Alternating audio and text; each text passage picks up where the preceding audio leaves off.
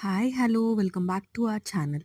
ఈ టెంపుల్ వచ్చి తిరునెల్వేలిలో ఉన్న నెల్లియప్పర్ టెంపుల్. ముందుగా మనం తిరునెల్వేలి అనే పేరు ఎందుకు వచ్చింది అనేది తెలుసు. ఈ ఆలయం తాంబరవర్ణి నది ఒడ్డున ఉంది. పూర్వకాలం ఈ ప్రదేశాన్ని వేణువనంగా పిలిచేవాళ్ళు. పూర్వం తిరునెల్వేలి అంతా వెదురు చెట్లతో ఉన్న అడవి ప్రాంతం. అందుకు దీన్ని వేణువనంగా పిలిచేవాళ్ళు. శివుని లీల కారణంగా ఈ నగరానికి తిరునెల్వేలిగా పేరు వచ్చింది.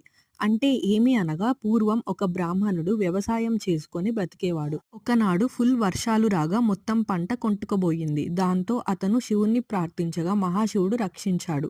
అప్పుడు నుండి తిరునెల్వేలిగా పేరు వచ్చింది. తిరు అనగా శ్రీ అంటే మనకి రెస్పెక్ట్‌ఫుల్‌గా శ్రీ అని అంటారు గదా! అలాగా.